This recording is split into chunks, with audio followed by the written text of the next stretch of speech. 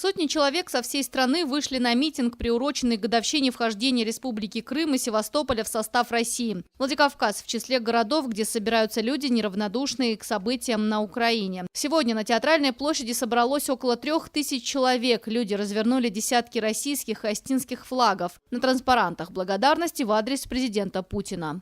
Мы хотим, как народ, по статье 2 и 3 Конституции, который является носителем власти, выразить наше, так сказать, мнение о том, что страна должна не разрушаться, как этого хотят многие на Западе, а наоборот увеличиваться и обратно собирать свои территории. Год назад Владимир Путин подписал соглашение о принятии в состав России 2 новых субъектов. 2 днями ранее в Крыму состоялся референдум. Международные наблюдатели признали его состоявшимся. Для российского народа присоединение Крыма и Севастополя по-настоящему историческое событие.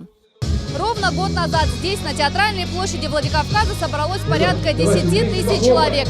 Это люди, кому не безразлична судьба Крыма. Тогда же отсюда на юго-восток Украины отправили фуру с гуманитарной помощью.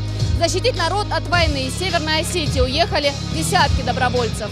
Народу Украины помогали, как говорится, всем миром. Деньги в размере однодневной зарплаты в фонд Крыма перечислили работники республиканских министерств и ведомств. Северная Осетия приняла 1058 беженцев, из них 313 дети. До сих пор в пунктах временного пребывания остается около 300 человек. Каждый, пришедший сюда, выразил нашу общую точку зрения.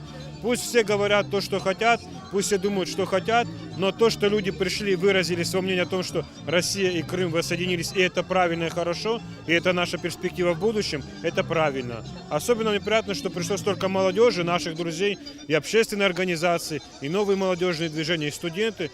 И дай Бог, чтобы у них были перспективы на будущее работать с этими организациями. Митинг длился всего 30 минут. Из-за погодных условий программу пришлось сократить, но этого хватило, чтобы жители Северной Осетии высказали свою позицию по поводу возвращения Крыма и Севастополя в родную гавань. А вот судьба людей на остальных восточных территориях Украины вызывает искреннюю тревогу.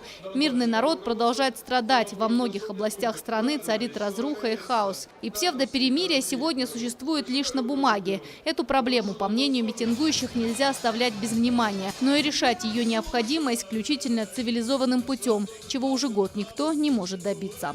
Елена Черенкова, Михаил Безуглов, Олег Рамонов, Осетия ТВ.